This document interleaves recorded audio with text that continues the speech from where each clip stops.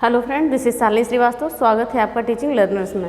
Friends, आज हम शिक्षण कौशल में वर्तमान भारतीय समाज एवं प्रारंभिक शिक्षा के अंतर्गत शैक्षिक विचारधाराएं करेंगे, जिसमें हम करेंगे आदर्शवाद, ओके, आदर्शवाद, प्रकृतिवाद और प्रयोजनवाद। ओके, तो ये तीन चीज़ें हम करेंगे, आदर्शवाद, प्रकृतिवाद, प्रयोजनवाद। पिछली क्लासों में हमने सारी शिक्षाएं पढ़ ली थी, बौद्धकालीन, वैदिक कालीन, आधुनिक शिक्षा, मुस्लिम कालीन, सारी शिक्षाएं पढ़ ली थी। तो पिछले सारे वीडियो देखते रहिए। और हम आज पढ़ते हैं शैक्षिक विचारधाराएं। तो हम आते हैं अपने टॉपिक पे। अब हम देखते हैं कि आदर्शवाद क्या है। आदर्शवाद के अंतर्गत क्या है? एक आध्यात्मिक प्राणी इसके अंतर्गत आता है। और प्रकृतिवाद, प्राकृतिक यह जैविक प्राणी आता है इसके अंतर्गत। और प्रयोजनवाद के अंतर्गत सामाजिक और भौतिकवादी प्राणी आता है। आदर्शवाद आध्यात्मिक प्राणी, प्रकृतिवाद प्राकृतिक या जैविक प्राणी आता है। और प्रयोजनवाद में सामाजिक या भौतिकवादी प्राणी आता है। ये सारे क्या है? बालक की प्रकृति है, याद रखिएगा, बालक की प्रकृति है ये सारी, बालक की प्रकृति। ओके, तो हमने देख लिया ये आदर्शवाद, प्रकृतिवाद, प्रयोजनवाद। अब हम आते हैं अपने मेन टॉपिक पे। आदर्शवाद क्या है? ठीक, आदर्शवाद क्या है कि ये सबसे प्राचीनतम वाद है। ओके, सबसे प्राचीनतम वाद है आदर्शवाद। ओके, और इसका अन्य नाम क्या है? अन्य नाम है विचारवाद और प्रत्ययवाद। ओके, ये सबसे प्राचीनतम वाद है, इसका अन्य नाम है विचारवाद और प्रत्ययवाद। ठीक है, अब देखते हैं ये विचारवाद एवं प्रत्ययवाद नाम क्यों रखा गया इसका? इसलिए रखा गया क्योंकि विचारों, मूल्यों, आदर्शों एवं प्रत्ययों पर अधिक बल दिए जाने के कारण इसका नाम पड़ा था विचारवाद और प्रत्ययवाद। किस पे अधिक बल दिया जाता था? विचारों, मूल्यों, आदर्शों। ओके, विचारों, मूल्यों, आदर्शों, ओके, प्रत्ययों, इस सब पर अधिक बल दिए जाने के कारण इसका अन्य नाम क्या पड़ा? विचारवाद और प्रत्ययवाद। ओके, अब देखते हैं आइडियलिज्म यानी कि आदर्शवाद किन दो शब्दों से मिलकर बना है। ओके, ये बना है idea plus ism, idea plus ism. Okay, idealism दो शब्दों से मिलकर बना है, आइडिया प्लस इज्म। आइडिया का मतलब क्या होता है? विचार। ओके, विचार। और इज्म का मतलब होता है वाद। ओके, वाद या सिद्धांत। तो आइडियलिज्म दो शब्दों से मिलकर बना है, आइडिया प्लस इज्म। आइडिया का मतलब होता है विचार और इज्म का मतलब होता है वाद। और विचार क्या है? केंद्रीय बिंदु है। ठीक है, केंद्रीय बिंदु है विचार, यहाँ का केंद्रीय तत्व है। ओके, तो ये हो गया, हमने देख लिया। अब इनके अनुसार, आदर्शवादियों के अनुसार, भौतिक सृष्टि का आधार मानसिक जगत को माना गया है।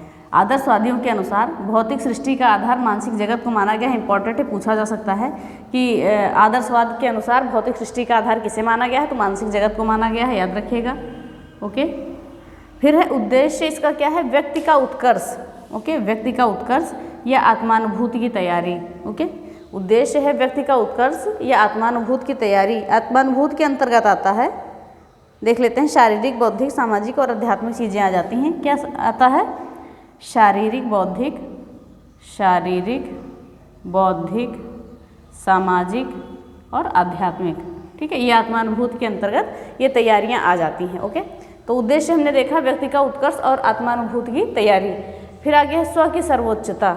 ओके, तो ये उद्देश्य हो गया इनका, स्व की सर्वोच्चता और व्यक्ति का उत्कर्ष और आत्मानुभूति की तैयारी। ओके, अब हम देखते हैं कि आदर्शवाद के अनुसार मूल्य कौन कौन से हैं। ठीक है, जो मूल्य हैं वो कौन कौन से हैं? 3 मूल्य हैं। ओके, आदर्शवाद के अनुसार 3 मूल्य हैं।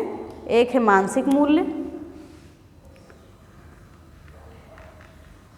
मानसिक, भावात्मक और संकल्पनात्मक मूल्य।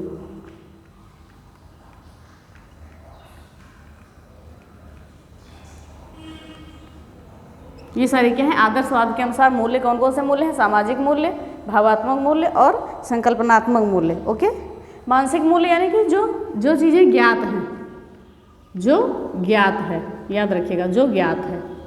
मानसिक मूल्य हो गया यानी कि जो ज्ञात है, और भावात्मक क्या हो गया, जिसका अनुभव किया जा सके। ओके, जिसका अनुभव किया जा सके, जिसका अनुभव किया जा सके। ओके, और संकल्पनात्मक होता है जिसकी संकल्पना की जा सके। ओके, जिसकी संकल्पना की जा सके।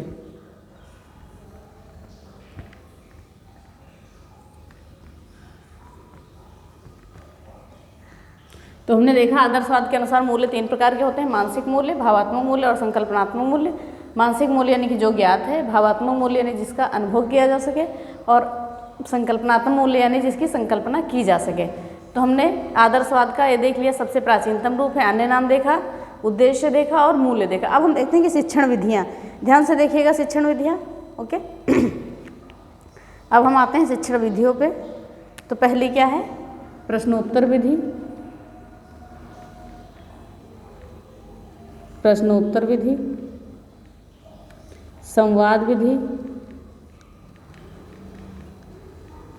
आगमन निगमन विधि,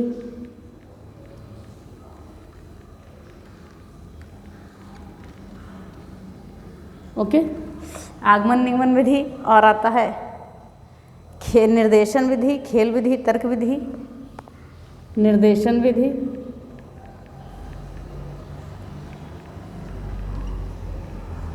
खेल विधि और तर्क विधि। ओके, और आता है पर्यटन विधि, अभ्यास विधि और प्रशिक्षण विधि एवं कला विधि। पर्यटन, अभ्यास, प्रशिक्षण एवं कला विधि। ओके, तो ये सारी क्या होगी, इसके अंतर्गत शिक्षण विधियाँ आ गई। अब हम देखते हैं शिक्षण विधियों को दिया किसने था। जो प्रश्नोत्तर विधि है इसे दिया था सुकरात ने। ओके, प्रश्नोत्तर विधि को ये हम शिक्षण विधियों के चैप्टर में पढ़ाएंगे, शिक्षण विधियों के जनक के उसमें। तो ये सुकरात ने दिया था, और संवाद विधि दिया था प्लेटो ने, प्लेटो। आगमन निगमन विधि दिया था अरस्तु ने, याद रखिएगा। और जो निर्देशन विधि थी ये दिया था हर्बर्ट ने, ठीक है, हर्बर्ट ने। और एक सुपर टेट में क्वेश्चन आए थे, पंचपदीय प्रणाली के प्रणेता कौन थे, तो हर्बर्ट ही थे। ये क्वेश्चन सीधे सीधे पूछा गया था, पंचपदीय प्रणाली के प्रणेता। ओके, याद रखिएगा, ये सीधा सीधा सुपर टेट में क्वेश्चन पूछा गया था। तो हर्बर्ट कौन थे, पंचपदीय प्रणाली के प्रणेता था और निर्देशन विधि के भी जनक हैं। और खेल विधि किसने दी थी, फ्राबेल ने। और जबकि इसके जनक कौन थे, हेनरी कार्डवेल कुक। फिर से देख लेते हैं, खेल विधि के जनक थे फ्राबेल, और इसके जो है जनक कौन थे, हेनरी कार्डवेल कुक। और जो तर्क विधि थी, तर्क विधि हीगल ने दी थी, हीगल। ओके, और जो पर्यटन, अभ्यास, प्रशिक्षण एवं कला विधि थी, ये विधि दी थी पेस्टोलॉजी ने। ओके, तो हमने देखा प्रश्नोत्तर विधि, संवाद विधि, आगमन निगमन विधि, निर्देशन विधि, खेल विधि, तर्क विधि और पर्यटन, अभ्यास या प्रशिक्षण विधि। तो आदर्शवाद में हमने ये देखा। अब हम और देखते हैं आगे। अब हम देखते हैं अपने आगे पेज पे, जो आदर्शवाद है इसने अनुकरण पर बल दिया है। ओके, अनुकरण पर बल दिया गया है। और जो आदर्शवाद है, ओके, आदर्शवाद ने विद्यालय को बगीचा माना है, ओके, शिक्षक को माली और छात्रों को पौधा माना है। ये एग्जाम में पूछा जा सकता है कि आदर्शवाद ने शिक्षक को क्या माना है, विद्यालय को क्या माना है और छात्रों को क्या माना है। तो हम एक बार देख लेते हैं। आदर्शवाद ने विद्यालय को बगीचा माना है, ओके, शिक्षक को माली माना है और छात्रों को पौधा माना है। याद रखिएगा, पूछ सकता है एग्जाम में। और फिर देखते हैं कि आदर्शवाद में शिक्षक की भूमिका क्या थी। तो एक शिक्षक जो था छात्रों को प्रेरित करने वाला होता है। ओके, शिक्षक जो है छात्रों का हितैषी होता था, मित्र होता था और उचित पथ प्रदर्शक होता था। विषय का जो विषय पढ़ा रहा उस विषय में ज्ञाता होता था और शिक्षण कला में दक्ष होता था। ओके, फिर देखते हैं शिक्षक की एक बार भूमिका क्या थी। एक छात्रों को प्रेरित करने वाला, हितैषी और उनका मित्र होता था, उचित पथ प्रदर्शक होता था और विषय का ज्ञाता होता था। ओके, और शिक्षण कला में दक्ष होता था। ओके, तो हमने ये देख लिया शिक्षक की भूमिका। अब हम देखते हैं शिक्षा के केंद्र बिंदु क्या क्या थे। यहाँ पर जो है बाल केंद्रित शिक्षा नहीं थी, विचार व मूल्य केंद्रित पाठ्यक्रम, ठीक है। यह शिक्षा का केंद्र बिंदु क्या था? विचार व मूल्य केंद्रित पाठ्यक्रम था। ओके, विचार व मूल्य केंद्रित पाठ्यक्रम था। यहाँ पर बाल केंद्रित शिक्षा नहीं थी। अगर बाल केंद्रित शिक्षा की बात की जाए तो आदर्शवाद में नहीं थी, याद रखिएगा। ओके, बाल केंद्रित शिक्षा को यहाँ पे स्थान नहीं दिया गया था। ओके, यहाँ पर केवल विचार व मूल्य केंद्रित शिक्षा थी। फिर अनुशासन की बात करें तो नियमित स्वतंत्रता पर आधारित था। ओके, नियमित स्वतंत्रता पर आधारित और नियमित प्रभावात्मक शासन था। यहाँ पे नियमित स्वतंत्रता पर आधारित और नियमित प्रभावात्मक शासन था। ओके, फिर अब हम देखते हैं कि यहाँ के आदर्श मनोवैज्ञानिक कौन कौन थे। ये बहुत ही इंपॉर्टेंट है, इसको याद रखिएगा, बहुत ही ज़्यादा इंपॉर्टेंट है, पूछ लेता है आदर्शवादी मनोवैज्ञानिक कौन कौन है। ओके, तो हम देखते हैं सुकरात, प्लेटो, हीगल, हॉर्न, फ्रॉबेल, पेस्टोलॉजी। बहुत ही इंपॉर्टेंट है, ये लाइन याद रखिएगा। ओके, सुकरात, प्लेटो, हीगल, हॉर्न, फ्रॉबेल, पेस्टोलॉजी, ये लाइन मोस्ट इंपॉर्टेंट है, याद रखिएगा। पूछ लेता है कौन कौन से मनोवैज्ञानिक आदर्शवादी हैं, शिक्षा शास्त्री सॉरी, और कौन कौन से नहीं हैं। ठीक है, तो और इसमें एक वाक्य कहा था आदर्शवादियों ने कि प्रकृतिवादी झाड़ियाँ देखकर संतुष्ट हो जाते हैं। आदर्शवादियों ने एक वाक्य कहा था कि प्रकृतिवादी जो है झाड़ियाँ देखकर संतुष्ट हो जाते हैं, किंतु आदर्शवादी गुलाब देखना पसंद करते हैं। ओके, ये स्टेटमेंट आदर्शवादियों ने दिया था। ओके, हमने ये देख लिया कि आदर्शवाद में क्या हुआ, अनुकरण पर बल दिया गया था, विद्यालय को बगीचा, शिक्षक को माली और छात्रों को पौधा माना गया है। शिक्षक की भूमिका क्या थी? प्रेरित करने वाला, पथ प्रदर्शक, हितैषी मित्र, विषय का ज्ञाता और शिक्षण कला में दक्ष होता था। शिक्षा का केंद्र बिंदु था, विचार व मूल्यों पर केंद्रित पाठ्यक्रम था, बाल केंद्रित शिक्षा नहीं थी। अनुशासन क्या था? नियमित स्वतंत्रता पर आधारित था और नियमित प्रभावात्मक शासन था। आदर्शवादी मनोवैज्ञानिक कौन थे या शिक्षा शास्त्री कौन कौन से थे? सुकरात, प्लेटो, हीगल, हॉर्न, फ्रॉबेल और पेस्टोलॉजी। और आदर्शवादियों ने कहा था कि प्रकृतिवादी झाड़ियाँ देखकर संतुष्ट हो जाते हैं, कि तो आदर्शवादी जो है गुलाब देखना पसंद करते हैं। तो हमने ये प्रकृतिवाद खत्म कर लिया, अब हम आते हैं आदर्शवाद खत्म कर लिया, अब हम आते हैं प्रकृतिवाद पे। अब हम देखते हैं प्रकृतिवाद को। ओके, प्रकृतिवाद क्या है? दो शब्दों से मिलकर बना है। ओके, बना है nature plus ism, nature plus ism. Okay, तो नेचर मीन्स क्या होता है? प्रकृति। इज्म मीन्स वाद, हमने बताया था, देख लेते हैं। नेचर मीन्स हमने बताया था प्रकृति, और इज्म मीन्स हमने बताया था वाद या सिद्धांत, जो भी आता है। ठीक है, अब देखते हैं इसको जो है प्रकृति को दो भागों में बांटा गया है। ओके, दो भागों में बांटा है। एक बांटा है भौतिक प्रवृत्ति और एक बालक प्रवृत्ति। भौतिक प्रवृत्ति, भौतिक प्रकृति और एक बालक प्रकृति।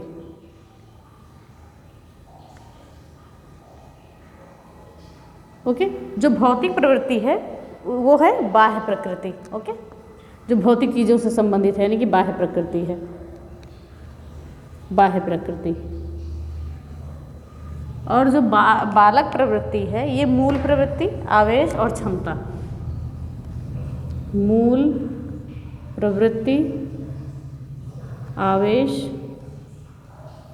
और क्षमता से संबंधित है। ओके, अब देख लेते हैं हम नेचर प्लस इज्म, यानी प्रकृति और वाद। प्रकृति को दो भागों में बांटा है, भौतिक प्रकृति और बालक प्रकृति। ओके, तो जो भौतिक प्रकृति है बाह्य प्रकृति से संबंधित है, और जो बालक प्रकृति है बालक की मूल प्रवृत्ति, आवेश और क्षमता से संबंधित है। ओके, ये समझ में आ गया होगा। तो विशेषता हम देखते हैं। विशेषता है इसमें क्या है? प्रकृति को सर्वश्रेष्ठ माना गया था, प्रकृतिवाद है इसलिए प्रकृति को सर्वश्रेष्ठ माना था। ईश्वर व आत्मा को नहीं माना था। ठीक है, ईश्वर व आत्मा को नहीं माना था, ये आदर्शवादियों ने माना था। ओके, यानी कि प्रकृतिवादियों ने प्रकृति को सर्वश्रेष्ठ माना था, ईश्वर व आत्मा को नहीं माना था, इसे आदर्शवादियों ने माना था। ओके, इन्होंने कहा है कि इंद्रियां जो है ज्ञान का द्वार हैं। प्रकृतिवादियों के अनुसार इंद्रियां क्या है? ज्ञान का द्वार है। इन्होंने स्वतंत्रता पर बल दिया है और पुस्तकीय ज्ञान का विरोध किया है। ओके, तो ये हो गई, विशेषताएं हो गई। अब प्रकृतिवादी दार्शनिक कौन कौन से थे? रूसो, बेकन, कामेनियंस और Spencer. Most important line, okay, याद रखिएगा। Rousseau, Bacon, Comenius, Spencer. Okay, तो ये हो गया। फिर उद्देश्य क्या था? उद्देश्य था कि प्रकृति की रक्षा करना। प्रकृति को स्वभाव ही माना इन्होंने, ये रूसो ने कहा था, प्रकृति की रक्षा करना। ओके, ये रूसो ने कहा था प्रकृति या स्वभाव की रक्षा करना। और शिक्षक को कैसा होना चाहिए? शिक्षक के गुण क्या क्या होना चाहिए यहाँ पे? शिक्षण एक निरीक्षणकर्ता होना चाहिए, पथ प्रदर्शक होना चाहिए और बाल प्रकृति ज्ञाता यानी कि बालक के स्वभाव को जानने वाला होना चाहिए। ओके, बाल प्रकृति ज्ञाता होना चाहिए, निरीक्षणकर्ता, पथ प्रदर्शक और बाल प्रकृति ज्ञाता। और यहाँ पे जो है शिक्षा का केंद्र बिंदु क्या था? बालक है। प्रकृतिवाद में शिक्षा का केंद्र बिंदु बालक है, जबकि आदर्शवाद में बालक नहीं था। ओके, शिक्षण विधियाँ कौन कौन सी हैं? डाल्टन प्रणाली, किंडरगार्टन प्रणाली, मॉन्टेसरी विधि, योजना विधि, निरीक्षण विधि, ह्यूरिस्टिक विधि। हम इन सबके जनक को भी बताएंगे, आपको एक अलग वीडियो बना के उसमें बता देंगे। ओके, तो शिक्षण विधियाँ कौन कौन सी प्रकृतिवाद में? डाल्टन, किंडरगार्टन, मॉन्टेसरी, योजना, निरीक्षण और ह्यूरिस्टिक विधि। ओके, अगर अनुशासन की बात करें तो यहाँ पर मुक्त्यात्मक अनुशासन और प्रकृति द्वारा अनुशासन था। ओके, कौन कौन सा था? मुक्त्यात्मक अनुशासन और प्रकृति द्वारा अनुशासन। तो हमने ये देख लिया, हमारा प्रकृतिवाद खत्म हो गया। ओके, और हमने पहले आदर्शवाद खत्म किया। अब हम आते हैं प्रयोजनवाद पे। ओके, अच्छे से पढ़ते रहिए, नोट्स बनाते रहिए, एक भी लाइन आपकी बाहर नहीं जाएगी कहीं से। ओके, अब हम आते हैं प्रयोजनवाद पे यानी प्रोग्रामेटिज्म पर। ठीक है, तो प्रोग्राम मीन्स क्या होता है? प्रोग्राम मीन्स होता है किया हुआ कार्य या व्यवसाय। ठीक है, प्रोग्राम मीन्स किया हुआ कार्य। ओके, और प्रोग्रामेटिज्म मीन्स क्या होता है? व्यवहारिकता। ओके, व्यवहारिकता। ओके, किया हुआ कार्य और व्यवहारिकता। और अगर प्रतिपादन की बात करें तो इसका प्रतिपादन किया था जॉन डेवी ने। प्रयोजनवाद का प्रतिपादन किया था जॉन डेवी ने। ओके, जॉन डेवी ने। ठीक है, जॉन डेवी ने, जॉन ड्यूवी ऐसे लिखते थे। जॉन ड्यूवी ने किया था किसका प्रतिपादन? प्रयोजनवाद का प्रतिपादन जॉन ड्यूवी ने किया था। अब इसका नामकरण कुछ मनोवैज्ञानिकों ने अलग अपने अपने हिसाब से किया है। तो चार्ल्स सैंडर्स पियर्स ने कहा है प्रयोजनवाद को अर्थक्रियावाद और व्यवहारवाद कहा है। अर्थक्रियावाद और व्यवहारवाद बताया है। व्यवहारवाद। ओके, चार्ल्स सैंडर्स पियर्स ने प्रयोजनवाद को अर्थक्रियावाद और व्यवहारवाद कहा है और विलियम जेम्स ने प्रयोजनवाद को अनुभववाद और फलवाद कहा है। अनुभववाद और फलवाद कहा है। ओके, और जो जॉन ड्यूवी हैं इन्होंने प्रयोजनवाद को साधनवाद, प्रयोगवाद और कारणवाद कहा है। साधनवाद, प्रयोगवाद और कारणवाद कहा है। ओके, याद रखिएगा। और जो किलपैट्रिक हैं इन्होंने प्रयोजनवाद को प्रयोजनवाद ही कहा है। ओके, तो हम एक बार और देख लेते हैं। चार्ल्स सैंडर्स पियर्स ने प्रयोजनवाद को अर्थक्रियावाद और व्यवहारवाद कहा है। विलियम जेम्स ने अनुभववाद और फलवाद कहा है। जॉन ड्यूवी ने साधनवाद, प्रयोगवाद और कारणवाद कहा है। किलपैट्रिक ने प्रयोजनवाद कहा है। ओके, अगर हम पाठ्यक्रम की बात करें तो पाठ्यक्रम हमारा अनुभव आधारित होता था प्रयोजनवाद का। ओके, अब देखते हैं शिक्षक की भूमिका क्या होती थी। शिक्षक की भूमिका क्या थी? नवीन आदर्शों, मूल्यों, सत्यों का निर्माण करने वाला होना चाहिए शिक्षक। ओके, नवीन आदर्शों, मूल्यों, सत्यों का निर्माण करने वाला होना चाहिए शिक्षक। अद्यतन ज्ञान से पूर्ण होना चाहिए। ओके, अद्यतन ज्ञान से पूर्ण होना चाहिए और बाल मनोविज्ञान और बाल प्रकृति का ज्ञाता होना चाहिए। ठीक है, शिक्षक को कैसे होना चाहिए? नवीन आदर्शों में मूल्यों तथा सत्यों का निर्माण करने वाला हो। ठीक है, अद्यतन ज्ञान से पूर्ण हो, बाल मनोविज्ञान और बाल प्रकृति का ज्ञाता हो। अगर शिक्षण विधि की बात करें तो शिक्षण विधि आती है इसमें सामाजिकरण विधि, सामूहिकरण विधि, बाल केंद्रित विधि, अनुभव द्वारा सीखना और योजना विधि, समस्या विधि या प्रोजेक्ट विधि कहते हैं। इसके 5 सोपान होते हैं। 5 सोपान होते हैं। सोपानों की हम देखें तो एग्जाम में पूछता भी है, सीक्वेंस पूछता है इसका। समस्या पहचान, समस्या पहचान, तत्वों का विश्लेषण,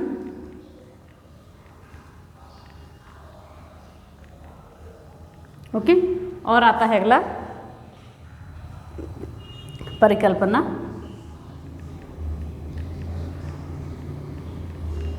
परीक्षण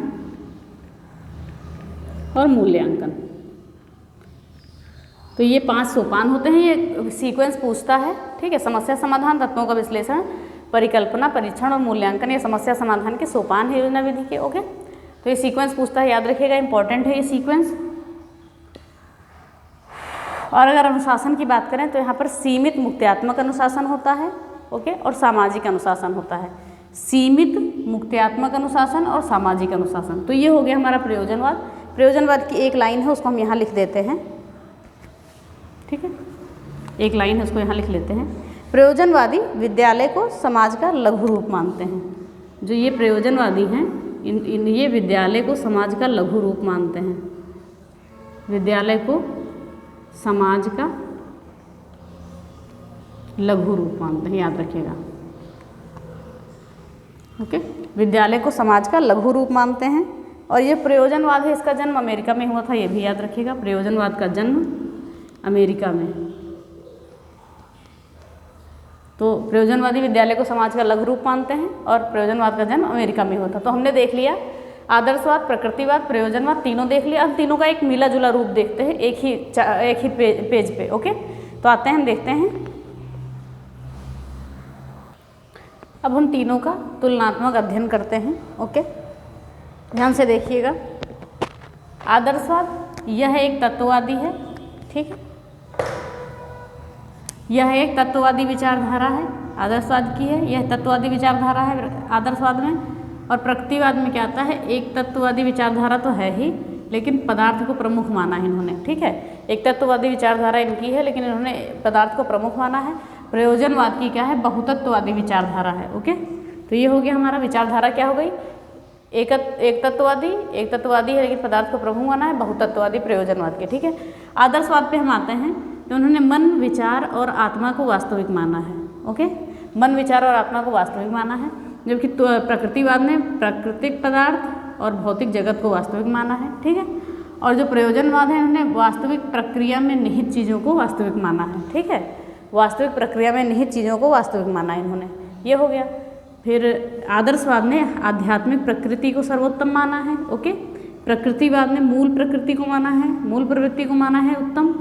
और प्रयोजनवाद ने कहा है कि मनुष्य निश्चित नहीं परिवर्तनशील है। इन्होंने कुछ भी उत्तम या सर्वोत्तम नहीं माना है, इन्होंने कहा है मनुष्य निश्चित नहीं परिवर्तनशील है। ओके, फिर अगला हम देखते हैं, परमात्मा स्वभाव से मानसिक, ठीक है। क्या है, परमात्मा स्वभाव से मानसिक है। इन्होंने कहा है केवल विज्ञान ही ज्ञान प्रदाता है। प्रकृतिवादियों ने कहा है केवल विज्ञान ही ज्ञान दे सकता है, जबकि प्रयोजनवादियों ने कहा है कि मानवीय प्रयत्न निर्णयात्मक महत्व के हैं, ठीक है। जो मनुष्य के प्रयत्न हैं वो केवल निर्णयात्मक महत्व के हैं। फिर आगे देखते हैं, चिंतन का सर्वोत्तम रूप अंतर्ज्ञान है। आदर्शवादियों का कहना है चिंतन का सर्वोत्तम रूप अंतर्ज्ञान है। और प्रकृतिवादी कहते हैं नैतिक प्रवृत्ति, आत्म, परलोक, व्यक्तिगत अरत्व, ठीक है, अतरत्व आदि सब क्रम में है, ठीक है। और फिर जो प्रयोजनवादियों ने उन्हें कहा है कि जो सिद्धांत कार्य करते हैं वही सत्य है। ओके, इन्होंने कुछ भी किसी का सर्वोत्तम रूप नहीं माना है। फिर आगे देखते हैं, यह आदर्शवाद में है, ठीक है। आदर्शवाद में शिक्षा जो है आध्यात्मिक एवं नैतिक रूप से दी जाती है। ओके, नैतिक प्रक्रिया है। और यहाँ प्रकृतिवाद में माना गया है कि शिक्षा एक स्वाभाविक प्रक्रिया है, और यहाँ माना गया शिक्षा एक सामाजिक प्रक्रिया है। ओके, आदर्शवाद में शिक्षा एक आध्यात्मिक एवं नैतिक प्रक्रिया है, प्रकृतिवाद में स्वाभाविक प्रक्रिया है शिक्षा, और इसमें सामाजिक प्रक्रिया है शिक्षा, ठीक है। अब हम देखते हैं फिर अगला आता है हमारा आदर्शवादियों ने माना है परमात्म तत्व की ओर विकास होता है, ठीक है। और जबकि इन्होंने माना है प्रकृतिवादियों ने कि वर्तमान जीवन को शिक्षा का आधार बनाया जाए, ठीक है। इन्होंने कहा है कि वर्तमान जीवन को, बालक के वर्तमान जीवन को शिक्षा का आधार बनाया जाए। और प्रयोजनवाद ने क्रियाओं व स्वयं प्रयत्नों पर बल दिया है। इन्होंने कहा है क्रिया करके सीख सकते हैं बच्चे। ओके, एक और बचा है लास्ट में, उसको बता देते हैं, बोल देते हैं। इन्होंने व्यक्तित्व के उन्नयन पर बल दिया है, ठीक है। व्यक्तित्व के उन्नयन पर बल दिया है, उन्नयन। इन्होंने कहा है कि निषेधात्मक शिक्षा पर बल दिया है, इन्होंने लिख दे रहे, निषेधात्मक शिक्षा पर बल दिया है। और जो प्रयोजनवादी हैं इन्होंने कहा है कि जीवन की ठोस परिस्थितियों को शिक्षा का आधार बनाया जाए, ठोस परिस्थिति को। तो हमने तुलनात्मक अध्ययन भी देख लिया। ओके, याद रखिएगा, नोट कर लीजिएगा, ये पूछता है। ओके, और स्क्रीनशॉट ले लीजिएगा, चाहे नोट कर लीजिएगा। अगर आपको वीडियो पसंद आई होगी तो प्लीज़ लाइक शेयर सब्सक्राइब करें, बेल आइकन दबाना ना भूलें। धन्यवाद, जय हिंद। कल हम कुछ भारतीय विचारक एवं उनका शिक्षा दर्शन पढ़ेंगे, उसके बाद वर्तमान भारतीय समाज में प्रारंभिक शिक्षा का टॉपिक खत्म हो जाएगा, उसी के अंतर्गत ये सब आ रहा है। ठीक है, ओके।